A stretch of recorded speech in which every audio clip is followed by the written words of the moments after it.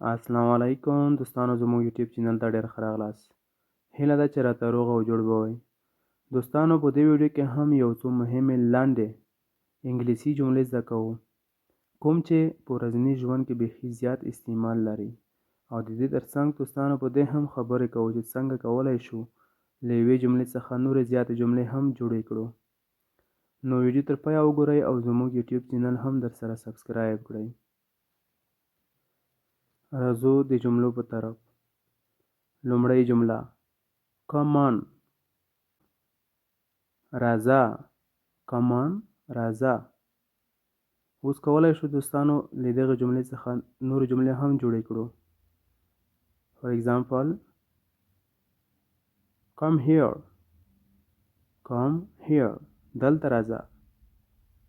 come here دلته راځه. come in. come in دننه راځه. come in دننه راځه. come down. come down ښکته راځه. come down ښکته راځه. come up. come up پورته راځه.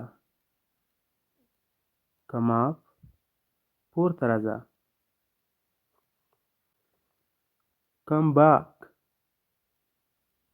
come back واپس راځه یا واپس راشه. come back واپس راځه یا بیرته راځه. همدې ته ورته دوستانو موږ کولی شو چې په ګو باندې هم څو مختلفې جملې جوړې کړو. ګو مقصد دی تلل، یعنی لاړ شه. ګو لاړ شه. ګو لاړ شه. ګو there هلته لاړ شه. ګو there هلته لاړ شه. go in دننه لاړ شه. go in دننه لاړ شه. go up پورته لاړ شه. go up پورته لاړ شه. go down. go down ښکته لاړ شه. go down ښکته لاړ شه. go ahead مخکې لاړ شه. go ahead مخکې لاړ شه. go back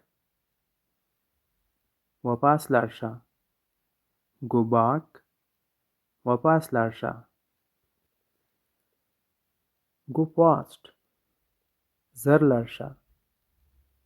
go fast زر لاړ شه.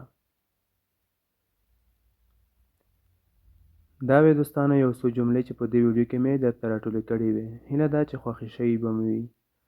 دوستانو، د نورو ویډیوګانو لپاره زموږ چینل هم درسره سبسکرایب کړئ. تر بله ویډیو چې زه ستاسو په خدمت کې حاضرېږم، تر هغې د الله په امان.